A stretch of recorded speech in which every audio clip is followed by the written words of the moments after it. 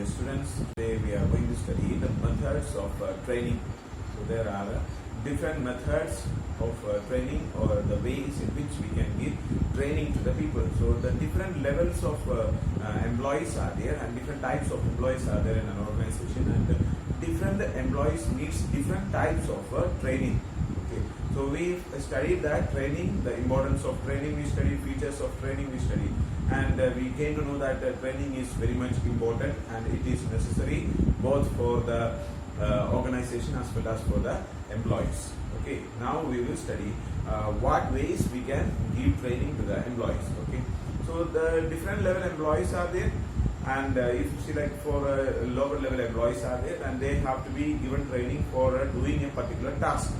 And for the supervisors, we have to give training to them to how to handle the employees. Okay, so they should get training to understand the employees and give them proper commands. All these type of abilities are required for a supervisor, and in this type of skills the training is to be given. And the middle level and higher level managers are there, so they have to give they have to be given training for taking the proper decisions. Okay, so there are so many decision makings are there, and how they have to make the decisions, all these type of things they are supposed to get the training. So the training required for a different level or different employees in the organization is different. So there are different methods also. Okay, so there are different ways that we can give training to the employees. Okay, so these are called as the methods of training, and these methods can be broadly classified into two categories, that is on-the-job training and off-the-job training.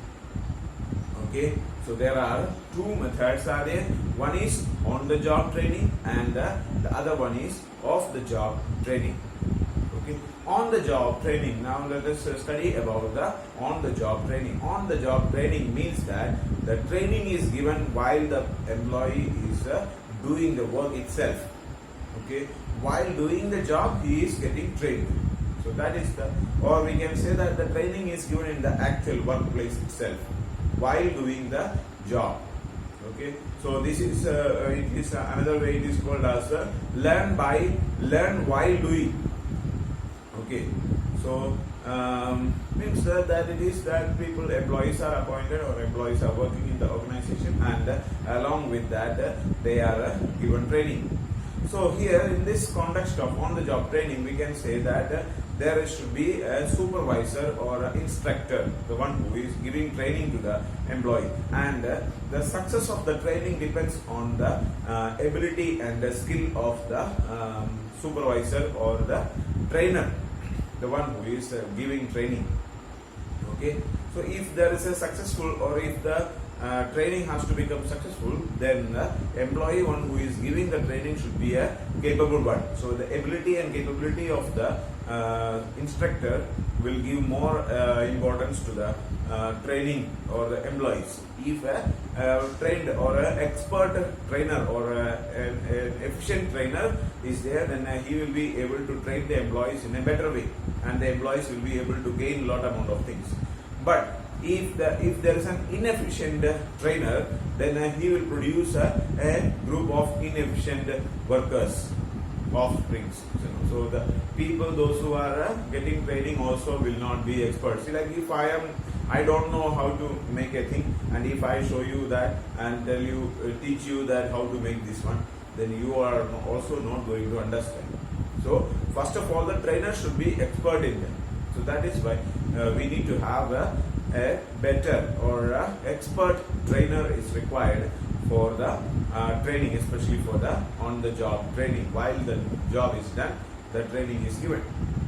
Okay, now let us discuss about the different types of on-the-job training. So on-the-job training also can be of different types. Okay, now let us discuss on-the-job training. The first one is called as the induction training. Induction means to put the employee to an organization and making him know about the real life situation. So it is normally done when the new employee is coming to the organization. So when a new employee is coming to the organization, then he is appointed, and he will be given some time for knowing about the or understanding the supervisor, who is the supervisor, or who are the subordinates, or what is the situation there, what are the job that he has to do. All these type of things he will do by himself. Okay, see, for example, if we are appointing a new staff or new teacher into our school, what we do is that we will be appointing him, and we are not giving any particular training is not given, but he will be given a chance to understand about the situations here. So see, like when assembly is there, normally what father is doing is that he will just introduce that person to the staff as well as to the students. Sometimes in the assembly, the father will be just announcing that there is a new staff came, and he will be teaching for this particular subject. All this information will be given. And after that, what this person is going to do is that he has to see that like there will be a staff room, that he will be going and sitting in the staff room, and there will be other teachers, so he will get familiar with the other teachers. Then he will ask to the other teachers and know about what is happening there. So that is the method, that is the way that he is going to learn. So the same way this is also, if a new employee is coming to the organization, he will be given like 1 week or 2 weeks time will be given, so that he will be able to understand what is happening in the organization, or different people. He will come to know about different people. So this is called the induction training. So at that time he will not be given a particular task or particular target, and all will not be given, that or real work will not be there. He will just observe what the other people are doing, then he will try to learn doing things. Okay, so he will come to know about the manager there, who is the manager, and what time you have to meet the manager, or how you have to deal with the managers, or all these type of things he will come to know by doing the things there. So he will be given the real life work environment, and he will do learn the things from that place, or when he is coming to know. So this is mostly done for the new employees. A new employee is coming to the organization, then he will be given a chance to know about the things in the organization. So that is called as the induction training. The next method that we have to study is called as the apprenticeship training. Apprenticeship training means that an employee is put under a supervisor. Okay, so there will be a expert trainer, or a person who is expert in doing the job, and some employees are put under him as just like an apprentice, or we can say like a helpers like. So this other employees, those who are learning, they will work with the main employee, and he will be like when he is doing something, then the other people will be just told that you have to hold here, to do this one, that one. Small task will be given to him, and mostly that person will be observing what the master is doing. There is a master, and others are there, so they are like supporters or apprentices there. So they will be working along with them. So this is given for the training, like maybe like electricians, okay, electrical job, plumbing job, or like a carpenter or mason. All these type of jobs are there. So then they will be there. So you might have seen that when building construction and all is there. So what there will be one main mason will be there, and 1 or 2 supporters will be there. Okay, so then see, like he is making the wall, then other 2 are there, they are taking and giving bricks, they are mixing the sand and giving all these supporting works they will be doing.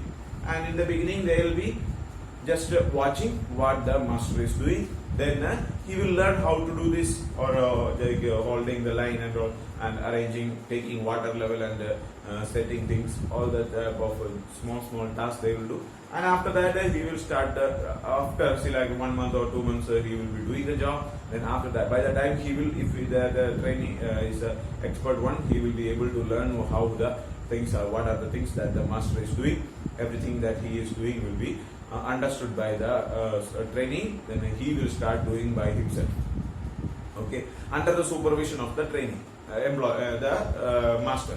Okay, so the supervisor will be there along with that. So he will be doing and just telling that you do this one, that one, and if any mistake is there, then he will tell him to do. So such a way, this job he will get to know about the things. So he will be first he will be observing, then he will be understanding how the things are done. Then he will be supporting the person. After that, he will start doing by himself with the supervision of the master. And after that, he by doing himself, he will become expert. So once if the person is capable of doing the work by himself, then his training is completed. Then after that, he can start doing the work by himself. So that is called the apprenticeship training. Okay. So in like we can say like accounting and all is there, auditing, accounting and all these things, chartered accountants and so on, lawyers are there, or doctors are there. Even for these type of people, also these type of trainees are there. So like if when these works are to be done, they like a lawyer is there. So then with his lawyer, there will be few supporters will be there. Some people, those who are helping, like peons, like they are just being with them and listening what how he is going, all the paperwork and all. They will be supporting all this work they will do. And by learning like that, then they will afterwards they will become expert in doing the things, and they will be able to do the job by themselves. Okay, so this is called as the apprenticeship training.